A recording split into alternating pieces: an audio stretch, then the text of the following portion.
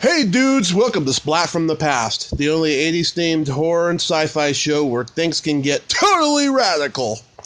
Now today, I will be welcoming a woman among genres, and I am talking about Lynda Day George. A lot of you horror nerds out there know her from the very first TV movie of the week for NBC, Fear No Evil, and Beyond Evil, the 1981 classic, and she was also in Ants and Mortuary and Pieces, the Italian horror film. But a lot of you also know her from television. She was Lisa on Mission Impossible in the early 70s. And she was also Fausta, the Nazi Wonder Woman on Wonder Woman. And she even did an episode of The Green Hornet. So she's had a great career that a lot of you nerds out there will love, and she's going to be signing at the Hollywood show in November, and I'm having her on the show today to talk about all that, and I am so excited because she is one of the most beautiful women in the history of television. So yeah, here is my interview with Lynda Day George. Hello. Hi, Lynda. Yes. Oh, welcome to the show. How are you today? Oh my goodness, I'm fine, thanks. How are you today? Oh, I am just wonderful, and this is such an honor. To me, you're one of the most beautiful women of classic TV, and I appreciate you taking the time today. Oh my goodness, I'm very flattered. Thank you so much. Oh, my pleasure, my pleasure. That's very sweet of you. I appreciate that. Oh, thank you. So, going back in time, did you fall in love with acting early on? Actually, I think my mother fell in love with acting early on. I didn't fall in love with acting until a little later on when I started doing some real work in the theater, and then I was hooked. Mm-hmm. So you. When I was about 12, my mom had this idea that she wanted me to be either an actor or a model. Mm-hmm. And so she set about having that come to fruition, which it did. And so here I am, still loving it. So she knew me better than I knew me. You're originally from Texas? Yes, I was born in San Marcos. My dad was in the Air Force. And did you grow up on a ranch? No, actually, I grew up in Joplin, Missouri. Oh, nice. I loved it. I still love it. I was just back in, Quincy, Illinois is just down the road from St. Louis, which is another place that I lived for a short time when I was a girl. So. Mm-hmm. So moved around a lot, military life. Yes. So did you first get into modeling? Yes, when I was 13, sorry. I was 13, and Helen Ross, who owned an agency in Phoenix, where I was living at that time, had an interest in me, and she started using me in various and sundry things, and we continued on, and she recommended me to Eileen Ford, who has the Ford agency in New York, and when I was 15, I went to New York and began working with Eileen during the summer, and then coming back to Phoenix in the fall to go to school, and back to New York in the summer, and it was kind of wonderful. I had a great time. And then from there, you moved to Los Angeles. Yes. You were from New York. I moved to Los Angeles. Mm-hmm. In New York, I did a lot of modeling, and I did a play on Broadway. Yes. And you were, you were pretty young when you started acting professionally. According to IMDb, your first movie was The Outsider with Tony Curtis. That's right. That's right. That was, my goodness, I was 13 then. Mm-hmm. Were you just... And that was really amazing. Being involved in a film with a real actor? Oh my gosh! And Tony Curtis? Oh God! That was very exciting. Yeah. So, I forgot. There was another girl who was also in that with me, who was, I believe, also with Helen Ross at the time. Mm-hmm. So we were just very full of ourselves after that for a while. Yeah, being that young and being in awe of Tony Curtis, I can imagine that. Oh my gosh. Yeah, I have a friend. She got to be a stand-in on a movie he did in the late 70s, and he called her a derogatory sexual name, which at the time offended her. But now that she looks back 40 years later, she's like, Tony Curtis can call me anything he wants.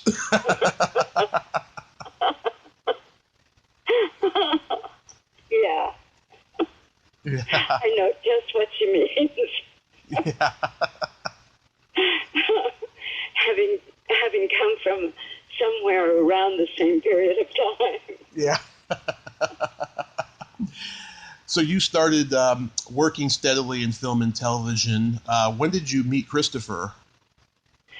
I met Christopher first when I was 17 in New York. We worked together on a photographic shoot. Mm-hmm.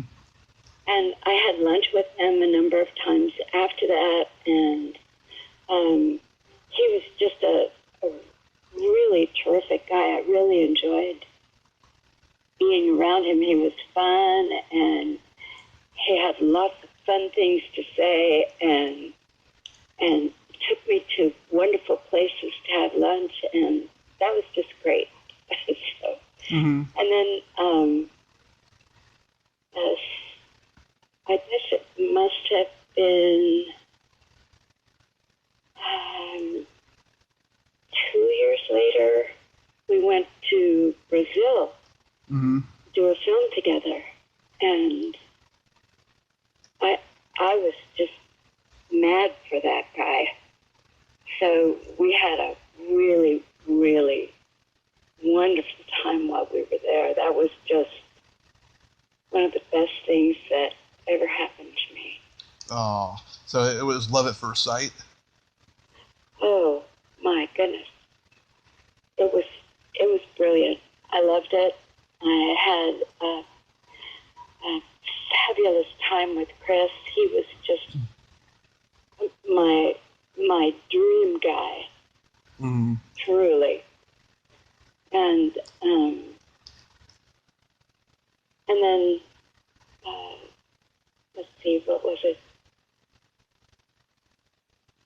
I was 19. We had our first child, our son, Nick, and I moved from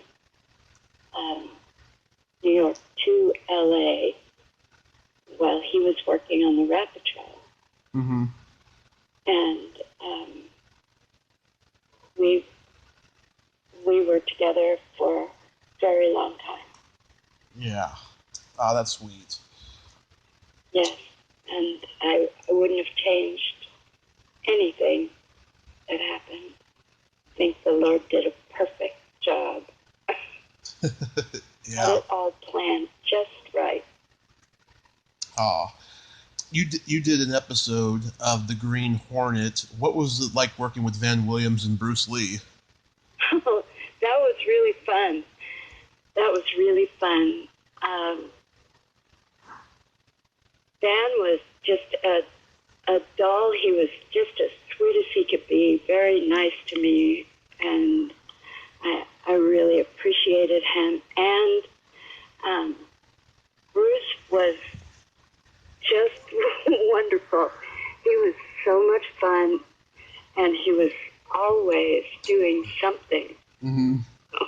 He was never still. That was wonderful, too. Yeah. He wasn't at all like the way he was portrayed in that new Quentin Tarantino movie. Oh, no, I don't think he was quite like that. Oh, that's good. He was delightful. That's good. Yeah, that wasn't him, truly. That was their idea of him, not the truth. You have the distinction of being in NBC's first ever movie of the week, Fear No Evil. Yes, I was, and I loved it. We had really incredible people. We really had a great time, too. The script was fun, and the people were terrific. I got to use some of my own clothes in the show, which was kind of neat. And I really had a great time. The people in that show were amazing. Mm-hmm. Absolutely amazing. And we were all excited because we knew it was something different. It was new and very different. People were very surprised by it when it was finally on TV. People were surprised. Yeah, it was very risque for its time, with the sexual undertones, and Yes. it was also your first foray into horror. Yes, it was. The first of several. I enjoyed them. They were great fun to do. And the people were incredibly gallant, I thought, in doing what they were doing. Mm-hmm. You still meet people? Something different is not easy. No. In Hollywood. Yeah. Do you still meet people who remember that movie? Yes, I do, actually. I run into lots of them. I did I still don't know quite what to call them, a convention or a signing. Yeah, signings. Yeah, Mm-hmm. That's as good a thing as I can think of. I did one, well, I did one that was great fun. And a lot of people who came up to me Mm-hmm. mentioned the show and were quite familiar with it. It was really it was really great because people remembered the show and they remembered me, which was also kind of wonderful. Oh, that is. You got longevity. People remember you. Yeah, it was really a surprise to me. I mean, how, you don't think of, I don't think of myself as being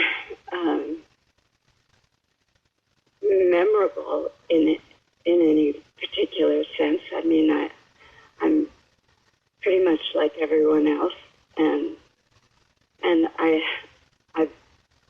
didn't play people who were all that different from anyone else. So it was kind of wonderful to have people come up and remember things that I had done, Mm-hmm.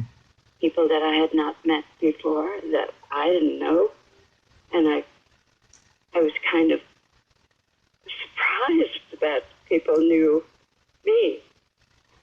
and knew me as well as they did. So I was very pleased about that, and I felt honored. You worked with John Wayne on Chisholm. How was that experience? OMG. That was magical. That was incredible. He was absolutely stunning. I had always, you hear things about people and people are identified with one thing or another. And to me, he had always been a super patriot. He had always been, representative of the USA. Oh my gosh. I was standing talking to his son, Michael, and Christopher, and I forgot there was somebody else there, and he walked up, and I was stunned. I didn't know what to say or what to do, and Michael started to introduce us, and I was standing there crying, and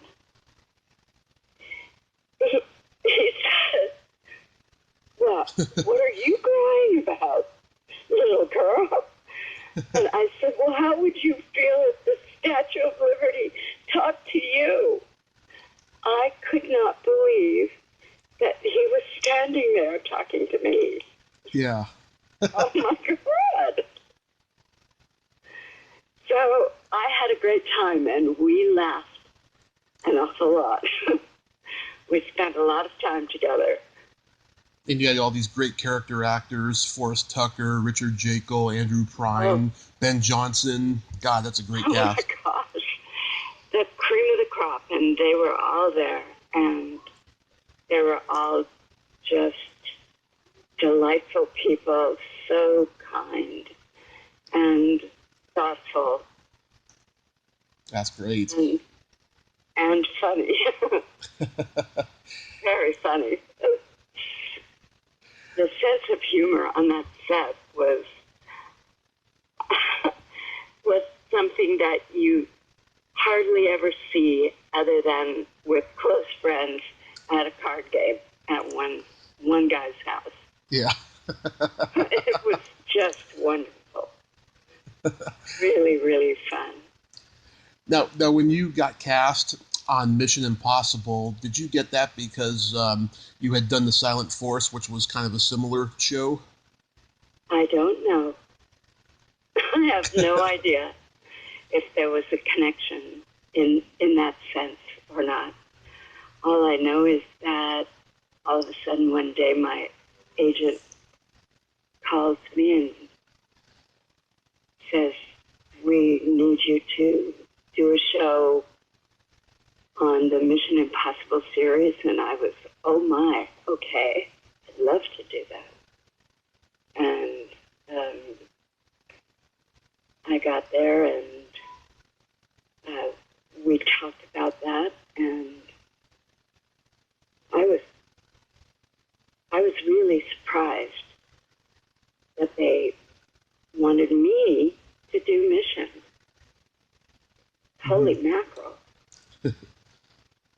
And I did not know that I was going to be the girl on Mission Impossible. So I was really astonished. And I had a great time doing it. And you got Golden Globe and Emmy nominations. That must have been a good feeling to be recognized by your peers. Oh my gosh! Of course, that was really super. I had, well, as you know, I had not had a lot of that kind of attention, and I was very surprised and very happy about that. And I was disappointed that I didn't bring that home for the show, but I felt quite honored that I had been thought of in those terms at all. So, hello. Did Peter Graves mentor you? I'm sorry, I didn't hear you. Did Peter Graves mentor you? He was a delight. He was very helpful. He and Greg was just an angel. He was so nice, and I really enjoyed him, and he was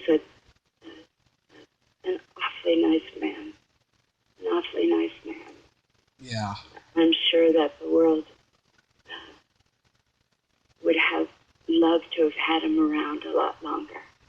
Yeah, because he really made his mark when he hosted all those A&E shows like Biography and stuff. Oh my gosh, he was just a delightful person, and I know he had a wonderful family that he loved very much. Mm-hmm. He spoke of them often on the set. James Arness was his brother. I'm sorry? James Arness was his brother. Yes. Yes. My earliest memory of you was when you were Fausta on Wonder Woman. Thank you. That was great fun. Oh my gosh. Lynda is an absolute dream. She is such a sweetheart. And she has a wonderful voice. Mm-hmm. She can really sing. She can really sing. Quite a gal. Mm-hmm. Speaking of voices, can you still do Fausta's voice? Well, it's mine, of course. Well, I mean the accent, you know. Oh, the accent. Well, of course I can do the accent. I'm still me. And I will do it. I love it. I love it. They should have made you a regular villain on the series. I would have loved it. That would have been great fun. Mm-hmm. So by the end of the show, I was beginning to feel like I might be an ally of Wonder Woman. An ally, yeah. I remember going to the video store as a child and seeing the box cover for Ants and being completely creeped out by it because you were all naked and covered in ants. Oh yeah, we were covered in ants, all right, and that was really quite an experience. I had never been surrounded by ants before, and having them crawling on your skin is not necessarily a wonderful feeling. Mm-hmm. And we had a special room that was designed to keep the ants in. And there we were, sitting on the floor, breathing through straws. I talked to a director earlier today who did a movie with cockroaches, and he told me for about 8 years after the movie was over, that set was infested with roaches. Well, that doesn't surprise me. Doesn't surprise me at all. But because ants are a little different, they are colonial, and they need to be with each other. So yeah. There's only a whole bunch or none.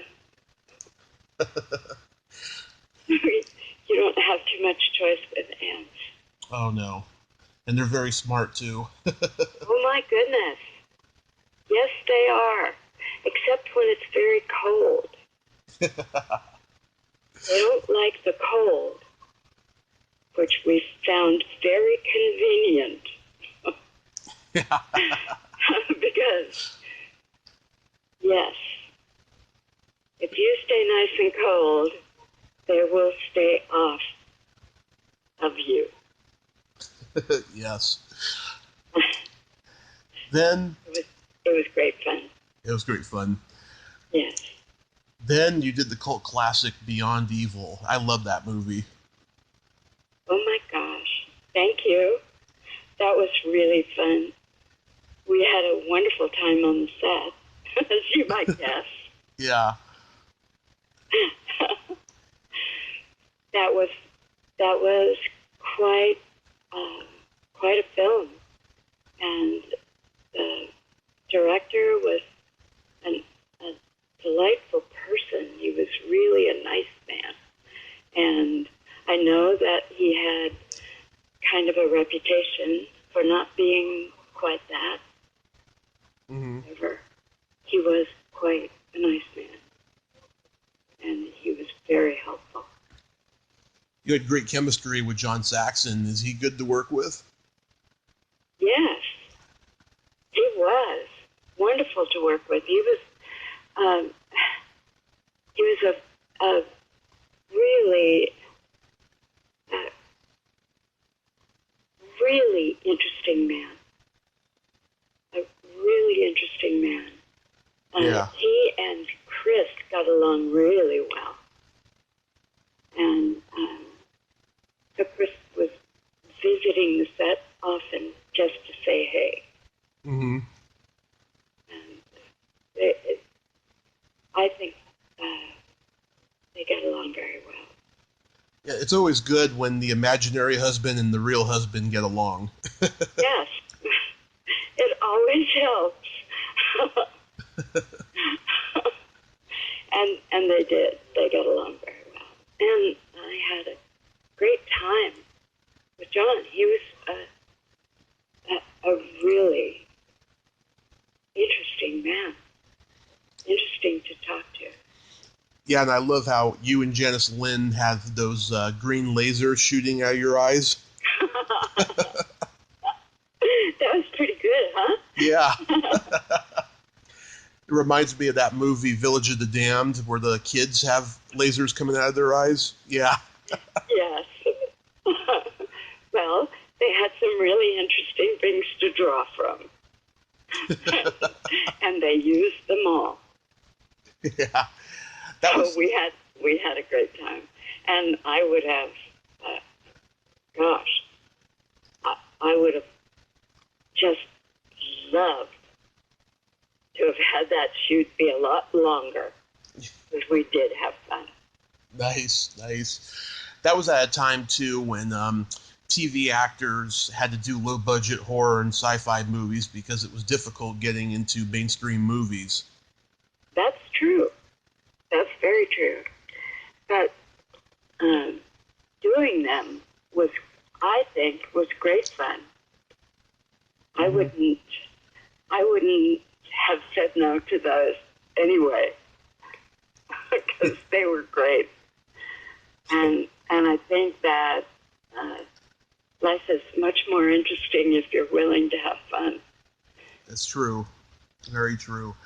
And if you dwell on needing to be significant. Mm-hmm. How did you and Christopher get to do the Italian horror film Pieces? Chris and the director met when he was in Italy doing something else. I forgot what it was that he was doing. Mm-hmm. I don't recall what it was that he was doing over there. But he had met this director much earlier. Mm-hmm. And they had kept in touch, and apparently this was something they wanted to do together. So, Mm-hmm. So there I was in Italy doing another horror film. Yeah. I've heard the successful horror director Eli Roth, he has called Pieces his all-time favorite slasher film. Good. Yeah. I'm glad to hear it. Yeah, that's amazing. I agree. The last horror film you and Christopher made was Mortuary, and I am curious, what was it like working with a young Bill Paxton in those days? I don't know that he's any different today than he was then. Mm-hmm. A very intelligent young man and very willing to do what needed to be done. Mm-hmm. And I was never surprised that he kept going and doing wonderful stuff. Yeah, I heard he was a very wonderful man, and that was such a tragedy. Absolutely. Yeah, it was such a tragedy. So, why did you retire from the acting business? I needed to be with my family. Mm-hmm. I needed to be with my family, and when Chris passed, the things that we experienced together needed to be part of my family's life. Mm-hmm. I needed to be there for them. Mm-hmm. And it was what they really wanted. So I was there. Oh, that's very commendable, I have to say, Lynda. I love hearing that. That's very great. So, That's my life. yeah. That's wonderful, though. I have to say, though, TV had a tremendous loss when you left it. Oh my gosh. I thank you for that. I mean it. I mean it. I mean, your presence was just so graceful on the screen. Thank you. Of course. So, you'll be at the Hollywood show Saturday, November 2nd and Sunday, November 3rd. Yes, I will. And have you been there before? I was in, yes, I was there last year. Mm-hmm. You like doing? And I had a great time there. I hadn't had so much fun in a long time. And the people were absolutely delightful. So much fun to be around them. And recalling those days was just super. And I ran into a lot of people that I had worked with before. And I really loved that. Mm-hmm. You like doing these signings? They were great fun. And I just did the one in Quincy, a brand new one. They had never had one before. And they invited me to participate. And hey, I was back in my element again. Back in Yeah. in Missouri. Yeah. Yes, it was great. Well, I hope you have a great time next weekend, and I thank you so much for coming on today, Lynda. This was just a tremendous honor. I'm very pleased, and I thank you very much for the honor that you've done me. Thank you. Oh, my pleasure, and you have yourself a great day. I will. You too. Thank you, ma'am. Take good care of you. I sure will. I hope I get to meet you at a signing someday. Thank you. I hope so too. Okay.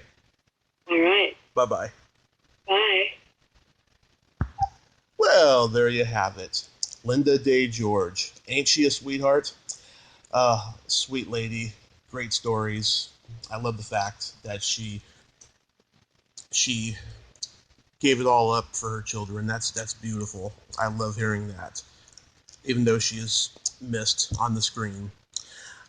If you like this video, everyone, please subscribe to my YouTube channel, add me as a friend on Facebook, join my Tommy Kovac comedian page on Facebook, follow me on Twitter and Instagram, and all that fun stuff. Well, that's all the time we have this week on Splat from the Past. Until next time, this is Tommy Throwback Kovac saying, there's no shame in living in the past, because the present sucks. Later, dudes!